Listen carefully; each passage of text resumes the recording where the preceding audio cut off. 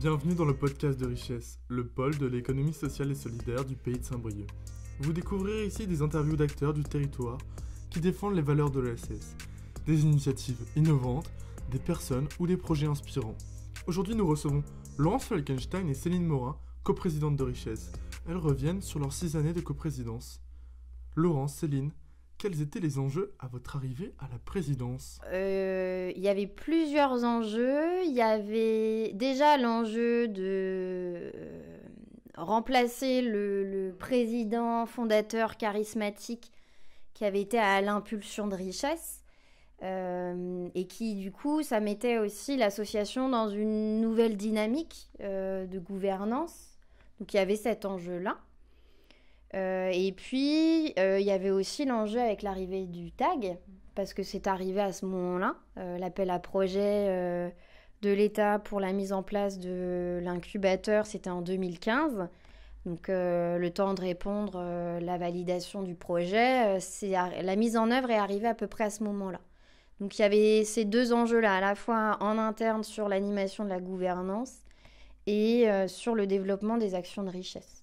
Je rajouterais simplement qu'en termes d'enjeux, c'était aussi notre coprésidence, puisque c'est là, on se connaissait à travers le conseil d'administration de Richesse, mais on n'avait jamais collaboré en termes tout simplement d'actions diverses et variées, mais surtout pas en termes de gouvernance. Donc c'était aussi un enjeu de faire connaissance, que chacune prenne la place en laissant la place à l'autre. Et voilà. Comment vous êtes-vous retrouvée à Richesse ?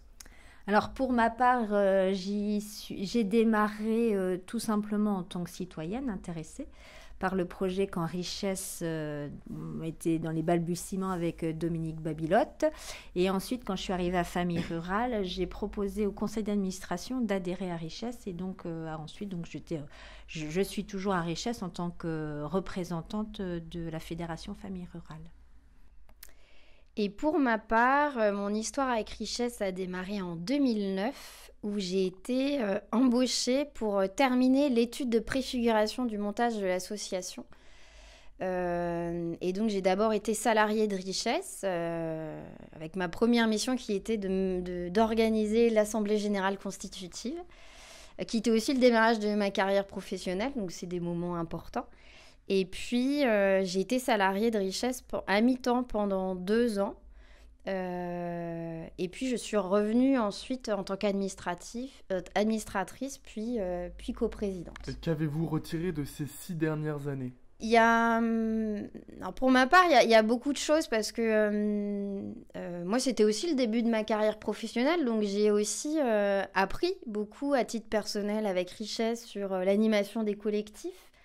C'est très bateau, mais l'idée de parler d'une expérience humaine avant tout, c'est un peu ce qui me vient à l'esprit, même si c'est des termes qu'on emploie peut-être un peu à tort et à travers. Mais voilà, apprendre à travailler avec des gens qu'on ne connaît pas, qui n'ont pas forcément le même contexte, les mêmes intérêts, que ce soit d'autres administrateurs, des adhérents, des salariés, moi, ça m'a appris beaucoup. Alors, je partage pleinement cela et je rajouterai, moi, c'est l'évolution de Richesse. Au moment où on a pris la coprésidence, où c'était pas simple entre le TAG Richesse, où ça pouvait être mis en opposition, et comment nous avons réussi, et le nous, il est sur le collectif, j'ai envie de dire salariés et administrateurs, administratrices, comment on a réussi à faire que ce TAG-là qui pouvait se mettre en concurrence devienne pleinement et sa place pleinement au sein de Richesse, et non pas à côté ou en opposition, mais au sein de Richesse. C'est cet élément-là. Et puis moi, c'est sur le territoire, la dimension territoire qui me vient à l'esprit, où ça a permis de mieux connaître le territoire. Et j'ai plus particulièrement parce que je suis au conseil de développement et je siège au comité unique de programmation avec les financements Europe, région, pays, tout ça. Ça m'a permis de découvrir cette facette-là et le vivier d'initiatives qu'il y a sur notre territoire. Et c'est ça que je retiens aussi avant tout. Parce que l'image peut être un peu milieu agricole, pas très attrayant par rapport aux autres départements, aux autres territoires qu'on peut avoir en proximité, et je pense aux métropoles plus particulièrement. Mais alors sur notre territoire, n'empêche que il y a vraiment des super projets, des très belles dynamiques, élus comme associations ou comme entreprises. Et ça m'a permis de découvrir cela. Je pense que si j'étais restée simple adhérente à Richesse, je ne suis pas sûre que j'aurais découvert tout ceci. Ce qui me marque beaucoup là, en ces temps de bilan, c'est l'évolution de l'économie sociale et solidaire. Alors peut-être pas seulement sur les 6 ans de présidence, mais on va dire sur les 10 ans de Richesse. Entre le moment où l'association s'est créée, où on a passé les 5 premières années à réexpliquer ce qu'était l'ESS, à être vraiment beaucoup dans la promotion, la justification, se chercher une place, et maintenant où on sent que voilà, c'est un concept qui est reconnu, qui fait partie intégrante de la société, que ce soit au niveau de l'économie ou du social, de la crédibilité que ce secteur a acquis, et de sa professionnalisation aussi. Ça, c'est quelque chose qui me marque beaucoup. Je rajouterais dans le même sens, c'est la professionnalisation et la compétence qu'on a au sein de Richesse, de l'équipe Richesse. On l'a dit et on continuera à le dire. C'est qu'on a des salariés compétents, mais qui ont une vision, et là je pense plus particulièrement au directeur, une vision de ce qu'est l'ESS et de comment, quelle place il a dans l'économie de manière générale, et de ne pas opposer l'économie entre guillemets classique et l'économie sociale et solidaire, mais que ces deux économies-là, elles ont intérêt à fonctionner ensemble et jouer la complémentarité sur nos territoires, parce qu'on a des publics fragilisés, il est important de répondre à leurs besoins. On a des publics un peu moins fragilisés, mais ayant des besoins particuliers. Et c'est vraiment cette complémentarité entre ces deux économies que je retiens, moi, et que j'ai découvert aussi pendant ces 6 années-là. Et rien qu'entre nos deux structures, hein, où moi, la SAE, je ne connaissais pas, je connaissais que comme ça. De voir tout ce qui s'y passe, c'est vraiment... Alors le mot richesse, je trouve qu'il est chouette, notre nom, parce que je trouve que dans richesse, c'est toute notre richesse, il y a plein de choses à découvrir. Et comment appréhendez-vous le changement de présidence ? C'est pas de la peur, parce que je pense qu'on s'est toujours dit, toutes les deux, que on ferait 2 mandats et pas plus. Donc on a toujours eu ça en tête, on a eu toujours en tête... de dire que fallait laisser sa place, et je suis contente de la laisser parce que le conseil d'administration actuel, on partage une culture commune, et c'est vraiment ça, je pense que dans la passation, c'est d'avoir la transmission d'une culture commune qui est le socle de Richesse, qui a été construit fur et à mesure, et non, plutôt contente que d'autres prennent le relais, parce que c'est important que ça continue, puis c'est important que Richesse continue à avoir toute sa place sur notre territoire. Non, contente, oui, parce que ça fera un peu moins de réunions et peut-être un peu plus de temps libre, mais une petite nostalgie peut-être de dire peut-être que je serai moins au courant de ce qui se passe sur le territoire. Mais à la fois, je me dis, ce n'est qu'à moi de toujours rester en lien avec ce qui se vit sur le territoire. Non, plutôt contente de laisser la place. C'est important de laisser la place. Oui, on n'est pas... c'est le principe même d'une association ou d'une coopérative, c'est qu'on n'est pas propriétaire de cet outil-là, et que c'est important de pouvoir assurer du renouvellement, du partage dans la prise de décision, et que... Voilà, moi, à titre personnel, des associations où pendant 20 ans, 30 ans, on a les mêmes décisionnaires, ça pose question en termes de démocratie. Et quand on connaît les problématiques d'engagement, d'animation des instances dans les associations, faciliter l'arrivée de nouveaux sur des postes décisionnaires, c'est important aussi. Et puis, à titre personnel, je suis comme Céline, c'est-à-dire que 6 années, c'est un cycle. On a passé des bons moments, des moins bons. Mais c'est ça qui forge aussi l'expérience. Et puis, comme le cadre a toujours été posé, voilà, il est temps. Et on sera très heureuse de continuer à accompagner ceux qui prendront le relais s'ils en ont l'envie. Ouais. C'est important parce que je pense que, comme tu dis, c'est un cycle et qu'on a apporté, nous, notre pierre à l'édifice, et que c'est important qu'il y ait d'autres qui viennent, parce qu'on va peut-être rester... Et peut-être qu'on a la limite sur nos acquis et qu'il faut aller. Il ne faut pas rester sur les acquis, il faut être ouvert à d'autres idées, d'autres initiatives, d'autres manières de fonctionner. Même si je trouve qu'on est plutôt, en termes de démocratie participative, on est... c'est pour ne pas se lancer des fleurs, mais je pense que la démocratie participative, elle se vit aussi bien au sein du CA, mais aussi avec l'ensemble de l'équipe de salariés. Et ça, c'est chouette de dire que quand une décision elle est prise collectivement et acceptée collectivement. Mais ouais, faut qu'il y ait de nouvelles aides qui arrivent. Je partage pleinement.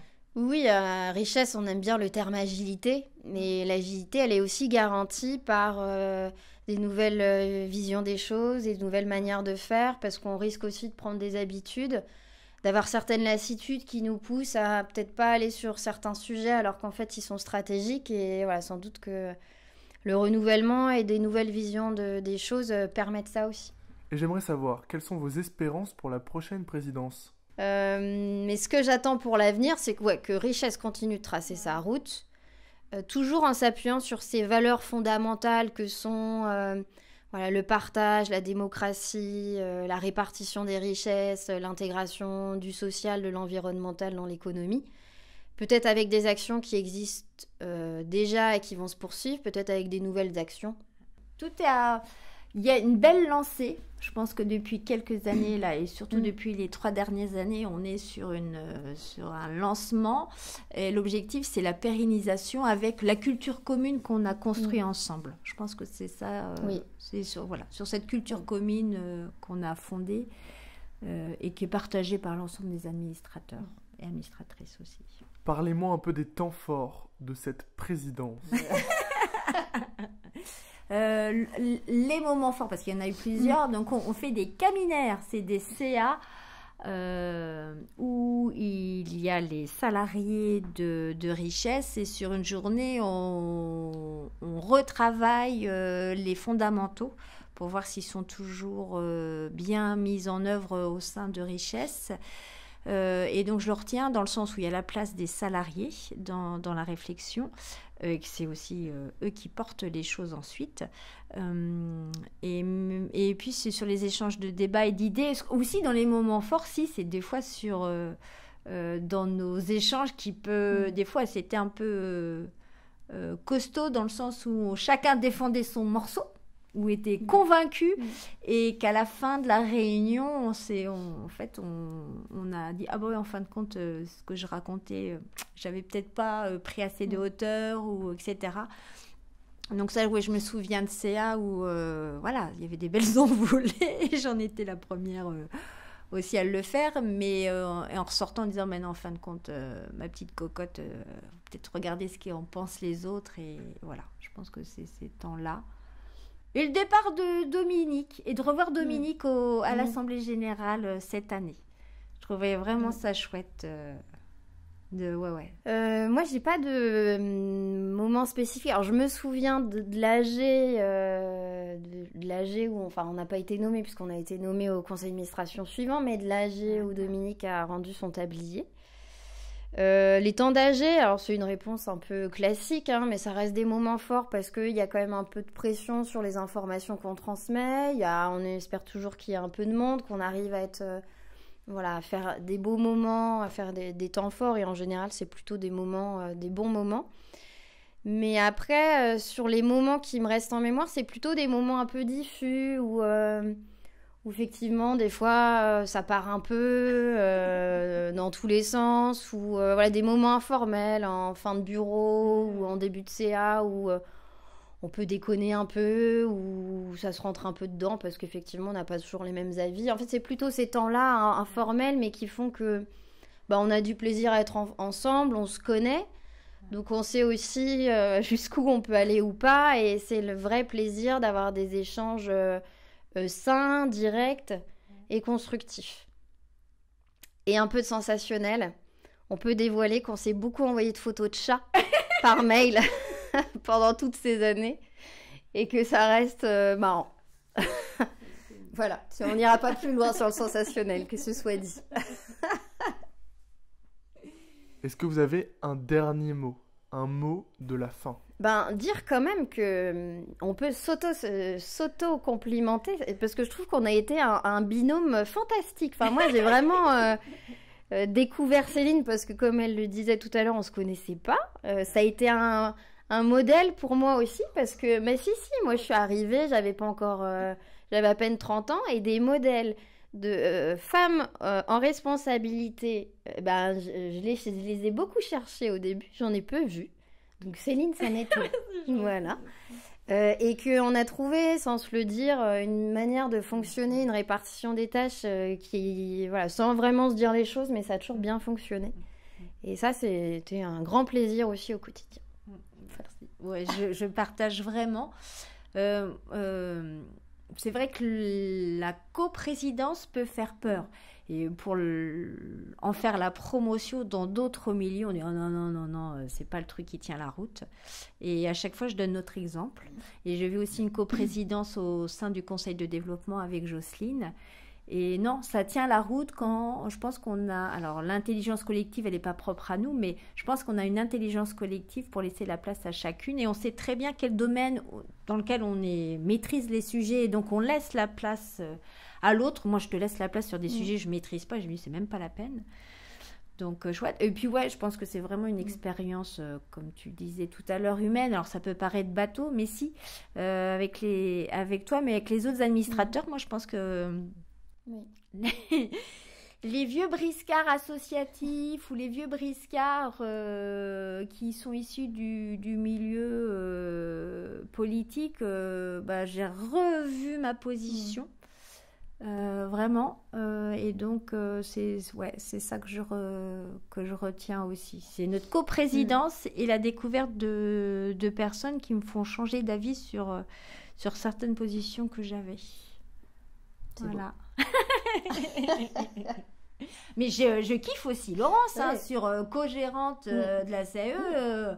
Oui, mais je suis aussi. Je ne fais rien seule. Oui, mais je pense que c'est ça qui nous lie. Oui, moi, j'ai jamais voulu prendre de présidence. Ouais. Mais j'aurais jamais été toute seule. Moi non plus. Moi, je pense que c'est ça notre et c'est ça. Mais comme on a la bonne volonté de fonctionner ensemble, je pense que puis on restera copines. Oui. Voilà. Merci d'avoir écouté ce podcast. Je vous invite à suivre la page Instagram et la page Facebook de Richesse, ainsi que de laisser un commentaire sous cette vidéo. À très bientôt.